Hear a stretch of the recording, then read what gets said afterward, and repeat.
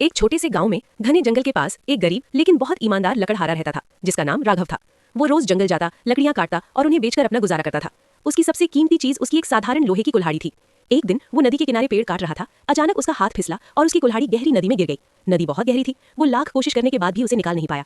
राघव दुखी होकर नदी के किनारे बैठ गया क्योंकि बिना कुल्हाड़ी के वो अपना काम नहीं कर सकता था। तभी अचानक नदी का पानी चमकने लगा और उसमें से एक सुंदर परी प्रकट हुई। उसने राघव से पूछा, तुम इतने उदास क्यों हो? राघव ने सच्चाई से सब कुछ बता दिया। परी मुस्कुराई और बोली, चिंता मत करो, मैं तुम्हारी मदद करती हूँ। परी नदी में डुबकी लगाकर बाहर आई और उसके हाथ में एक चमचमाती सोने की कुल्हाड़ी थी। उसने पूछा, क्या ये तुम्हारी है? राघव ने सिर हिलाते हुए कहा, नहीं, ये मेरी नहीं है। मेरी कुल्हाड़ी तो साधारण लोहे की थी। परी फिर से पानी में गई और इस बार चांदी की कुल्हाड़ी लेकर आई। उसने फिर पूछा, क्या ये तुम्हारी है? राघव ने फिर ईमानदारी से कहा, नहीं, ये भी मेरी नहीं है। तीसरी बार परी पानी में गई और इस बार वो राघव की लोहे की पुरानी कुल्हाड़ी लेकर आई। राघव खुशी से बोला, हाँ, यही मेरी कुल्हाड़ी है। परी उसकी ईमानदारी से बहुत प्रसन्न हुई। उसने कहा, तुम बहुत सच्चे और अच्छे इंसान हो, इसलिए मैं तुम्हें इनाम देती हूँ। और उसने राघव को उसकी लोहे की कुल्हाड़ी के साथ साथ सोने और चांदी की कुल्हाड़ी भी दे दी। राघव बहुत खुश हुआ और परी को धन्यवाद देकर अपने घर लौट गया। उस दिन के बाद उसकी जिंदगी बदल गई, लेकिन उसने कभी अपनी ईमानदारी नहीं छोड़ी। सीख, ईमानदारी हमेशा सबसे बड़ा धन होती है।